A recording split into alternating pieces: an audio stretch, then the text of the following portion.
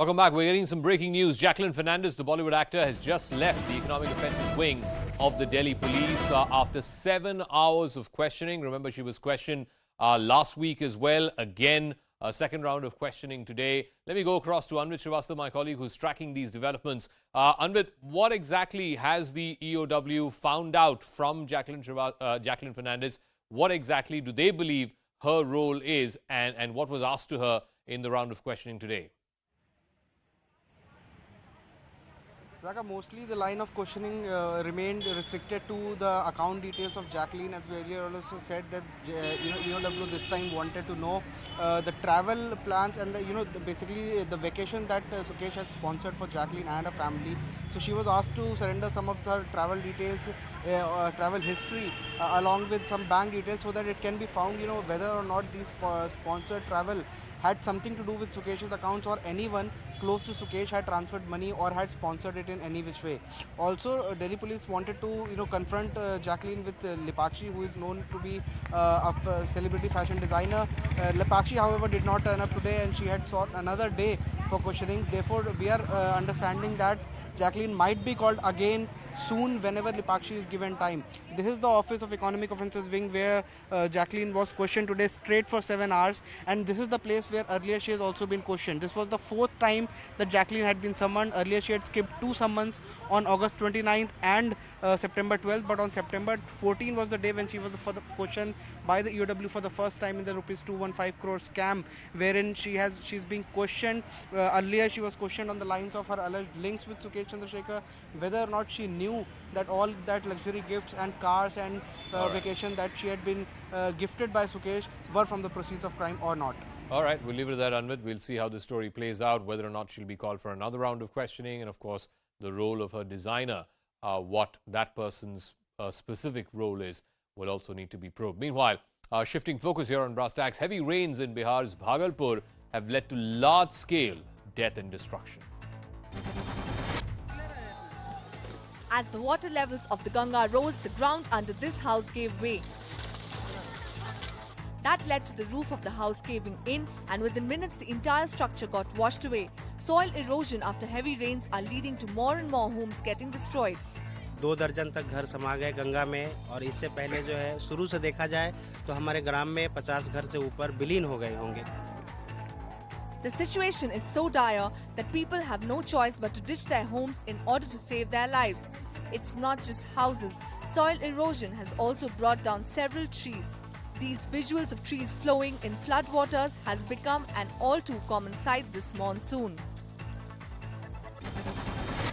A chilling video shows a man being washed away in heavy flowing river waters in Fatehpur area of Uttarakhand. The man who appeared to be crossing a swollen drain on foot but gets carried away by the strong flowing river. Officials say there is no trace of the man so far.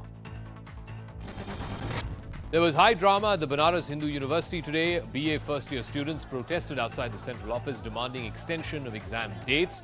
They raised slogans and created a ruckus while carrying out their demonstrations on campus. One passenger caused major disruption on a Pakistan International Airlines Peshawar-Dubai flight. The man is seen kicking the window of the aircraft and punching the seats while just wearing a vest. Another video shows him lying on the floor of the plane with his face down. The passenger was detained once the flight landed in Dubai. There is now internet services in Siachen, the world's highest battlefield. Siachen signalers have activated a satellite-based internet service. The internet has been activated on the Siachen Glacier at 19,000 feet. Bharat Broadband Network is providing net connectivity there. The army will also get its own dedicated communication satellite, the GSAT-7B. The satellite will enhance operational preparedness in the highest battlefield on the planet. Samajwadi Party chief Akhilesh Yadav's mega march in Lucknow was blocked by the police. Akhilesh Yadav and hundreds of SP workers were marching towards Vidhan Bhavan. They were holding placards and raising slogans against the state government over the law and order situation in the state, price rise and the conditions of roads. सरकार इसीलिए नहीं face करना चाहती है क्योंकि हर मुद्दे पर सरकार असफल हुई है. But soon enough, the protesting SP workers came face to face with police barricades. According to the cops, The party didn't have permission to march on their planned route. Blocked by the cops, Akhilesh Yadav and his party workers decided to hold a sit-in protest. Akhilesh Yadav ji और उनकी party इस समय बेरोजगारी की स्थिति में ये बौखलाहट के प्रदर्शन है. The face-off comes as the monsoon session of the Uttar Pradesh Assembly began today. Sunil Chhetri's Bengaluru FC won the Durand Cup, but it was the politicians who wanted to take credit for it. One video shows Bengal Governor La Ganesan pushing Sunil Chhetri away for a photo opportunity with the trophy. In another video, the star footballers of the match are being pushed aside by Bengal's sports minister. Leicester in the UK continues to be tense even weeks after an India-Pakistan cricket match. Street clashes continue to break out between large groups of Hindus and Muslims in Leicester. In the latest standoff, police stood in between the two groups to prevent escalation of violence.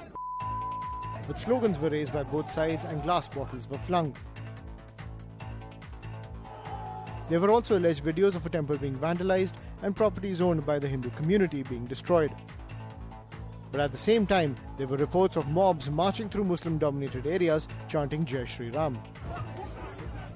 There has been recurring trouble in Leicester since the India-Pakistan Asia Cup match on the 28th of August. After India won the match, supporters gathered to celebrate, and that's when violence broke out.